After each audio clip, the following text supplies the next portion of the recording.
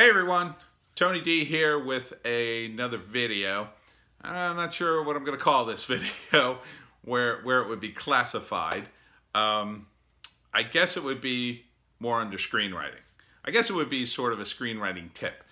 But this video is about a theory I have. It's the theory of the talent vacuum and why it exists. Oh, hello, Joan. You want to say hi? All right. Joan's here, everyone.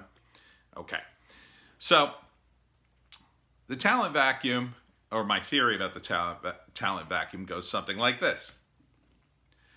And before I tell you the theory, let me tell you, which ties into it, I got a really nice comment from Paul Salimoff. Oh, I'm pronouncing that wrong. Salimoff. Paul Salimoff. He is the writer and director of Encounter, which I looked at the trailer a few days ago. He left a nice comment. Thank you, Paul. Good luck with the movie. I think it's going to be really good. I think it's going to do well.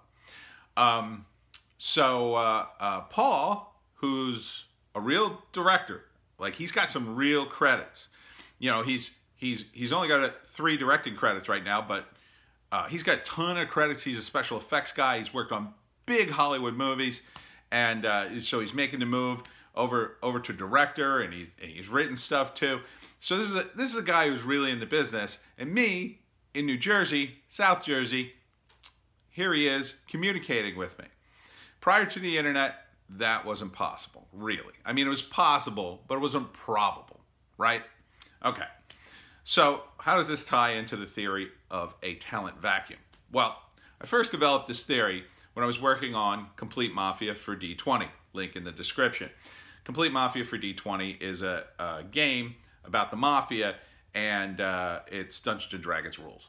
But I had to do a lot of research on the Mafia and organized crime in general. And what I discovered was this.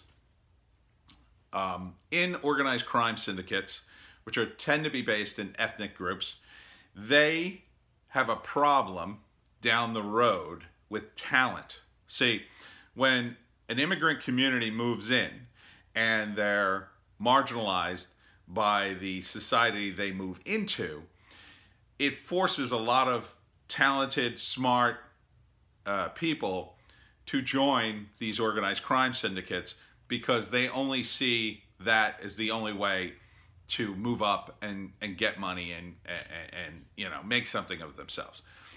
But as that ethnic enclave or group or whomever becomes more accepted by society, they basically become co-opted by the prevailing society, right? So, you know, back in the day, in the early 1900s and the 20s, Italians were considered very exotic. They were the exotic, you know, immigrant, like, ooh, Italian, oh, that's strange.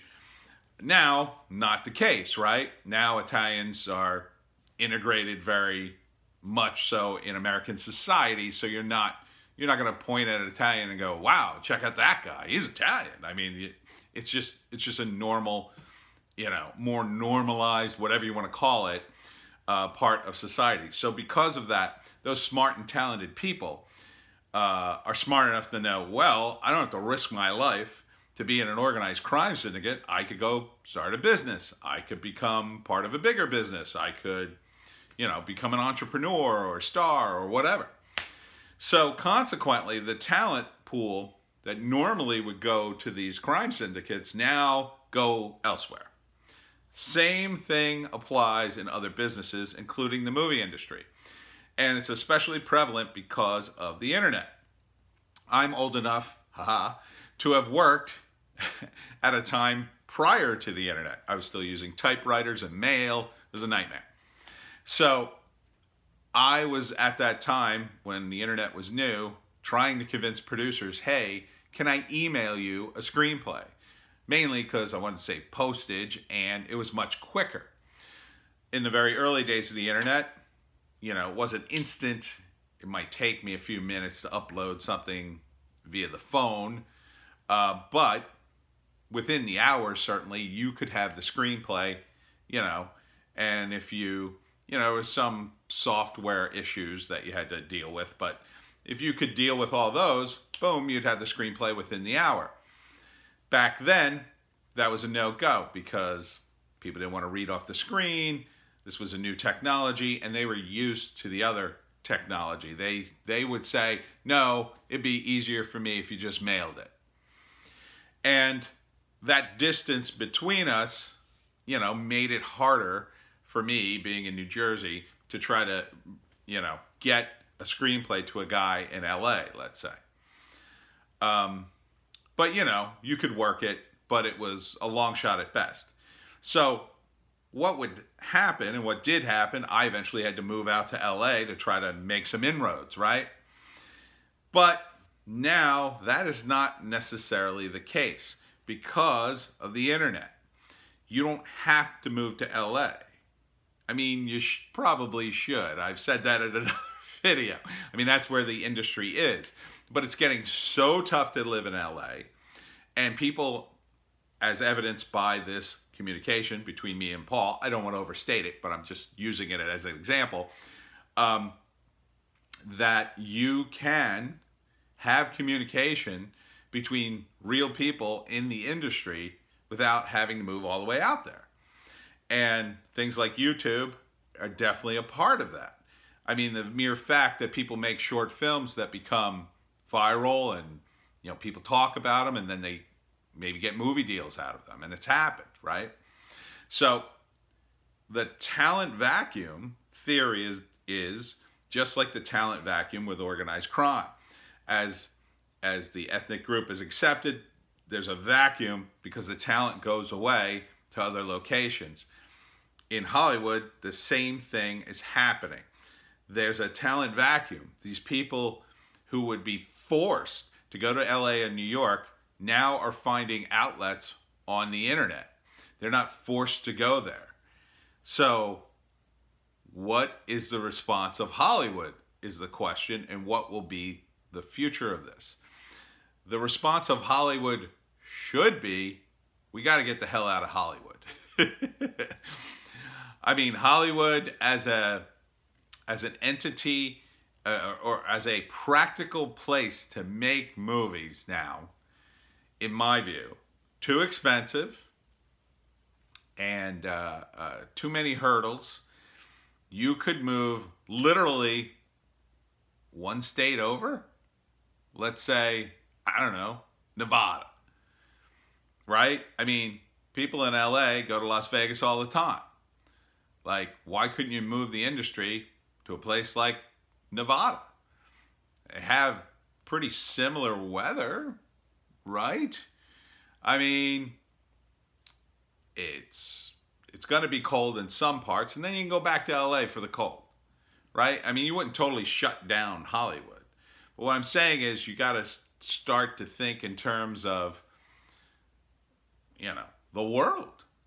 And they already do financially, marketing-wise. But from a pragmatic standpoint, I don't know if they're really thinking that way. Because it's still this industry that's very much, oh, we got to see you. We got to have a meeting. This can be the meeting now.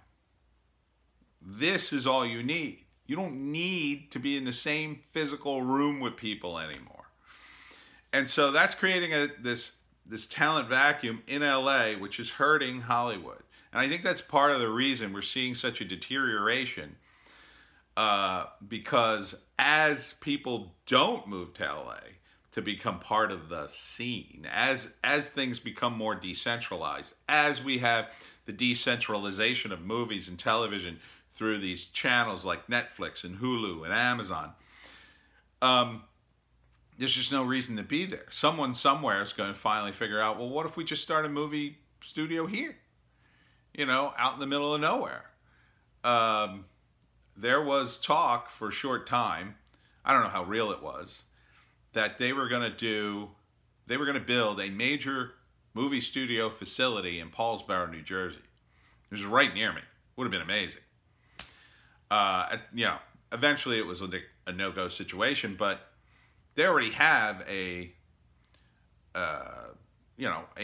wouldn't call it a major studio. They have a studio in Paulsboro, which, you know, people have shot movies there. It's an old theater that they converted into like this studio, and they shoot commercials there all the time and TV shows. But you know, they were talking like, hey, let's move into Paulsboro, build like a major facility and have like, you know, a real movie studio in New Jersey.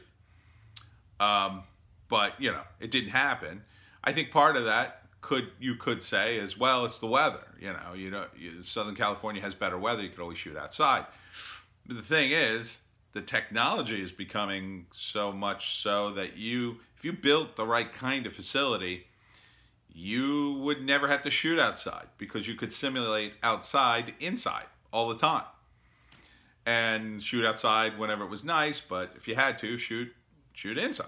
I mean, the green screen has allowed, I mean, you could just shoot anything with a green screen these days. And it's becoming cheaper and cheaper and cheaper. So that's an aspect of it too.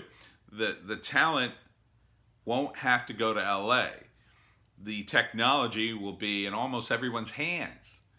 So when we reach the point that you could basically shoot a movie, a major movie, and when I mean major, I mean like a 90-minute length movie that with a high enough quality, with production value, maybe a couple of celebrities because like the filmmaker knows somebody, or they scrape together the money and pay, I don't know, some star to do a cameo for like 10 grand for an hour. You know, this is what's going to happen. And this is what is happening. We're seeing the process of that.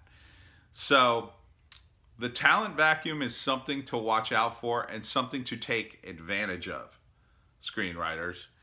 And you need to be aware of that, because if you're one of those talented people who desperately wants to be in the movie industry, yes, you should go to LA, but if you can't, you might be able to make not LA work for you.